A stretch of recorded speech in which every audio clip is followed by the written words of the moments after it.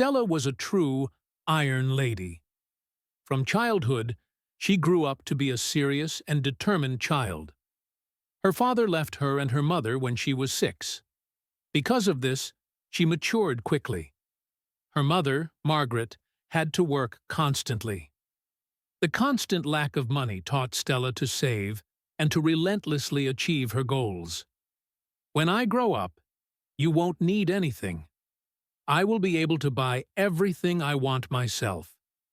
There will be no more money problems," little Stella told her mother. "My dear child, I regret that your childhood ended so quickly. You grew up too soon. I hope this won't affect your personal life in the future," Margaret replied. Surprisingly, things weren't bad.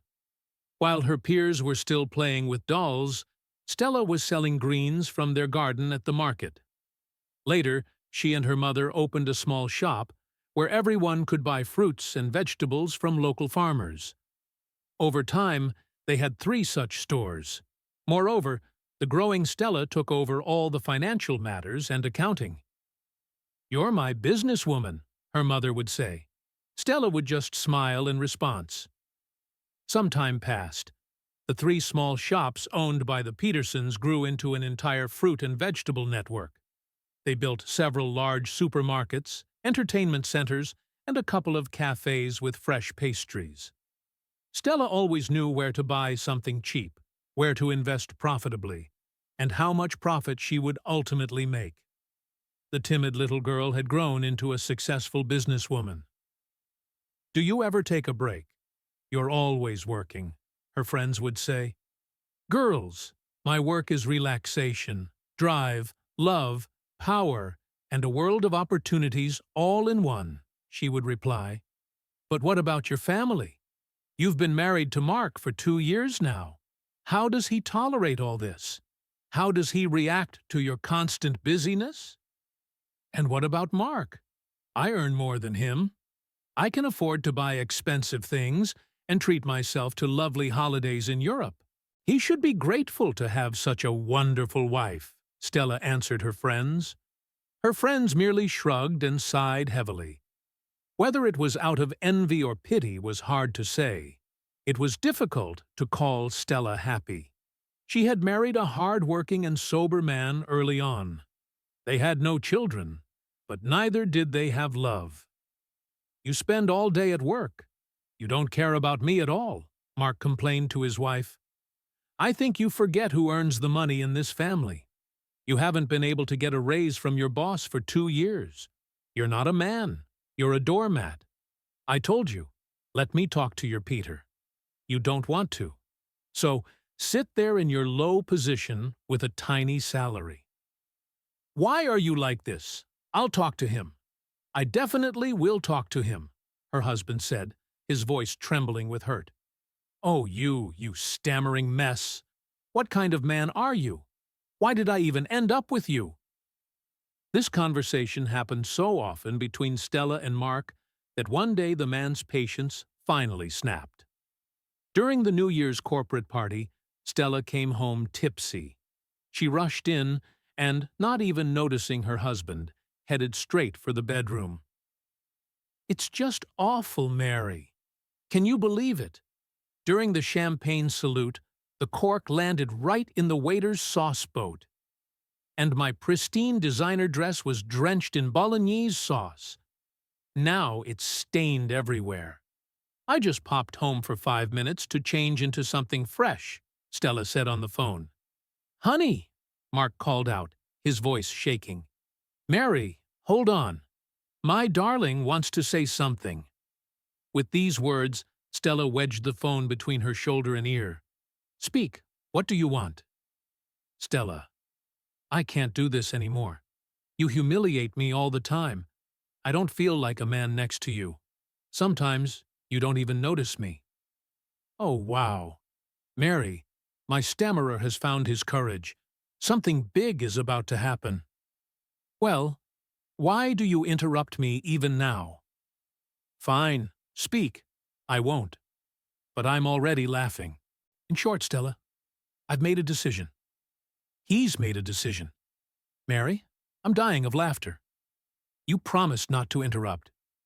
Fine. I'm quiet. Stella, I'm leaving you. Mary, he's leaving me. What? Are you crazy? What nonsense are you talking about? Are you overheated? Mary, I'll call you back. Yes. Sorry. My taxi is here. I'll file the divorce papers myself. Have a good life. With these words, Mark disappeared behind the front door. What an ass! Stella sat down on the floor in shock. Half an hour later, she was sitting at a bar counter with her friends, openly sobbing. Girls, why did he do this to me? I made a man out of him. I got him a good job. I bought him things. Custom-made suits, by the way. And he didn't just fail to ask for a raise. He packed his bags and dumped me. Don't worry, Stella. He wasn't worthy of you. You need a real man, not your wimp, her friend Mary told her. I actually think you're the one to blame for Mark leaving you, her friend Olivia cautiously began. Excuse me? Who are you defending right now? Stella was surprised. I'm the victim here. Have you forgotten? I know. But imagine yourself in his shoes. If your husband acted the way you are acting now, what would you do in his place? Don't listen to her, Stella. You've only ever gotten pushovers. You need a strong and serious man. Someone to be your rock, Mary insisted. You're right. Olivia, you don't understand anything, Stella agreed with her. We will definitely find you the ideal man. You'll see, and your wimp will crawl back to you on his knees. But we won't take him back, the quite tipsy Mary supported her. A month passed since Mark left. Stella buried herself in work. Following Mary's advice, she went on 5 unsuccessful dates. But none of the new suitors made an impression on her. One day, she was driving to the bank when her car got a flat tire. Oh, for heaven's sake, the beautifully dressed Stella cursed as she got out of the car. Is something wrong? A man in old, ragged clothes, sitting on the ground nearby with others, asked her. He held a violin, and a metal coffee can sat at his feet. Passers-by who liked the music of these street musicians dropped money into it. I have a flat tire, and, as luck would have it, I can't get through to my mechanic, Stella said distractedly. Do you have a jack and a spare tire? The man asked, an incredibly white smile flashing across his unshaven face. What? Oh, yes, in the trunk. If you don't mind, I can help you. The man set his violin on the ground, walked closer to Stella's foreign car, and plunged into her trunk. Hey, my documents are in there. Don't get them dirty, Stella snapped at him. The man gave the businesswoman in the expensive suit a wandering look. How ambitious you are. Well, I'll be. He looks like a homeless man, but he's educated, Stella thought to herself. At the same time, the man quickly changed the tire, wiped his dirty hands on his trousers, and looked intently into Stella's eyes. So beautiful, yet so angry, he said, as he walked back to his homeless companions. You're welcome. Strangely, Stella didn't even feel like arguing with him. He was somehow kind, yet masculine and warm. Thank you. With those words, Stella walked up to the group of 3 people where the man was sitting and threw several bills into their can. Merci. The man put his hand to his heart and gave a peculiar bow. Stella got into her car and drove off. But for some reason, the strange homeless man wouldn't leave her mind. A few days later, they met again. This time, she was leaving her office, lugging a stack of folders, documents, and several boxes of papers and contracts. There were so many that the topmost box was pressing right against her chin. Descending the steps, Stella stumbled, and several boxes from her pyramid of things fell to the ground. What terrible luck! Stella made a desperate attempt to pick up the boxes, but almost dropped the new ones. And once again, "You need help," she heard a familiar male voice. The businesswoman turned around and saw the same vagrant who had helped her change the flat tire. "Hello, I don't mind. You can help." "Why wouldn't I help such a beautiful lady? It's my pleasure." With these words, he expertly picked up the fallen boxes, and from beneath his untidy shirt, Stella saw a rather well-toned, muscular body. Wow, he's hot. Ugh. What are you thinking, Stella? He's a homeless man. This is what happens when you haven't had sex with a man for too long. You'll throw yourself at even the homeless, Stella thought, smiling at herself. Where should I put these? Right here, the woman replied, gesturing toward the slowly opening trunk. No problem, my dear lady. At that moment, Stella again felt the urge to thank her accidental helper. My name is Stella, she said, offering him money. Here, take this. Thank you for your help. Did I ask the lady her name? The man smiled. As for the money, thank you. I have no need for it. You can't buy happiness with it. But I can buy food for my friends. They'll definitely be happy. Goodbye, lady, until we meet again. Stella felt as if she had been splashed with cold water. Look at that, a homeless man, but so proud, she thought, got into her car and drove away. The third time Stella and her mysterious friend met was near a supermarket located outside the city limits. She was just leaving the store with her purchases when she saw two people in black get into her car. They quickly slammed the doors, stepped on the gas, and sped away. What in the world is going on? Where the hell are you taking my car? Stella frantically searched her purse for her phone when, suddenly, a motorcyclist sped out from around the corner. He snatched her handbag and disappeared behind a line of long garages. What a day! She returned to the store, but for some reason it had closed early. When the guard saw the desperate woman trying to get inside, he merely shrugged, indicating that he was sorry, but the supermarket was closed. What kind of garbage is this? Stella realized with horror that she would have to walk to the highway and hitchhike the nearest ride. She looked down at her designer stiletto patent leather shoes, took them off, and, swaying her hips slightly, proudly walked down the road. Why did I have to come here of all places? Aren't there enough supermarkets in the city? The Iron Lady was truly out of luck. She walked for about 40 minutes, but didn't encounter a single car. Stella lowered her head and walked barefoot down the road, no longer hoping for good fortune. Suddenly, an old rusty car appeared from around the bend. It was surprising that it was even running. Well, this is a meeting. My dear lady, may I offer you a ride?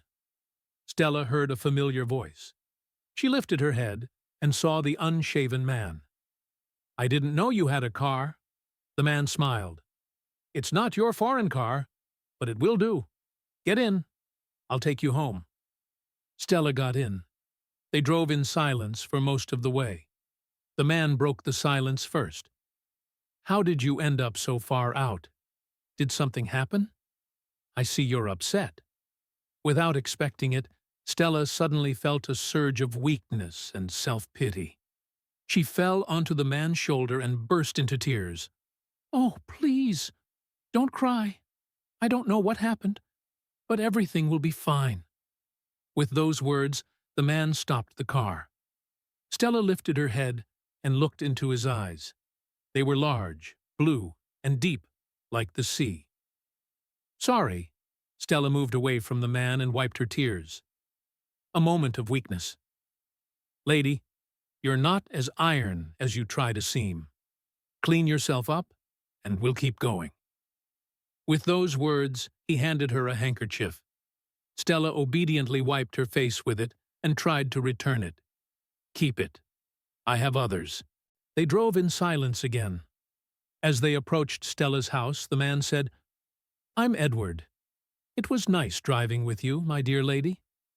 As Stella was getting out, He kissed her hand goodbye. "Oh, why did you do that?" The businesswoman was touched and impressed. The next day, she told her friend Mary all the details about her amazing acquaintance. "Wow! Girl, are you in love or something?" "No, no, of course not. He's a homeless man, but he's so masculine, so strong, so nice." With these words, Stella took out the handkerchief Edward had given her. "Is that the one? Let me see." Mary took the handkerchief and examined it carefully. "No way." "What is it?" "You know what? Your homeless man isn't so poor after all. Do you know that this is a designer handkerchief? Look at the initials. I saw one like it in the latest spring collection. Moreover, it's a limited edition. Trust me, I know these things." Stella's eyes widened. "What are you talking about? Give it here." Stella snatched the handkerchief back from her friend. "I advise you to meet him again. The handkerchief really was expensive. Maybe he stole it? I'll go talk to him. Can I borrow your car? The police found mine, but it will take a long time to sort out all the details." "Yes, of course." Stella rushed out of the office, got into the car, and drove to the place where she and Edward had first met. He wasn't there. Then she drove around the area and visited several other locations. To her disappointment, she didn't find anyone. In the evening, she arrived home. But before she could even change, the doorbell rang. "Stella Peterson?" A courier stood at the door. "Yes." "A package for you. Sign here." Stella signed, took the large box, and opened it.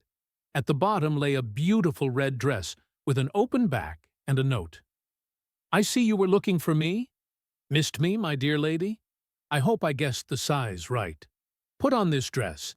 I'm waiting for you at exactly 9. Stella looked at the clock. It was 8:45 p.m. She didn't have much time to get ready. She quickly stripped off her clothes and put on the dress. Just as she finished fixing her hair and makeup, the doorbell rang again. "Miss Peterson, please come down. The car is waiting for you." A black-tinted SUV soon brought Stella to a luxurious 3-story mansion, and smiling butler met her at the entrance. "Ms. Peterson, Edward Douglas is expecting you." Stella ascended the beautiful vintage staircase and made her way into the large living room. Edward was sitting there at a gigantic table. This time he was perfectly shaved. His hair was neatly styled. He smelled pleasant, but his eyes shone just as brightly as before. During their meeting, he told Stella that he first saw her at the bar with her friends. She seemed to him an arrogant, harsh, and conceited lady. He managed to find out about her divorce, her ex-husband, and how Stella behaved with men. "You decided to teach me a lesson? I understand." "Something like that. And I also learned that you were always too strong. You only encountered weak men. With them, you didn't feel like a lady." "My God. Did you stage all of this?" Edward moved closer to Stella, took her hand, and brought it to his cheek. "Now I know that you can be gentle and sensual, and I like that very much." Hearing these words, Stella blushed for the first time in a long time. For the first time, she felt feminine, weak, and loved.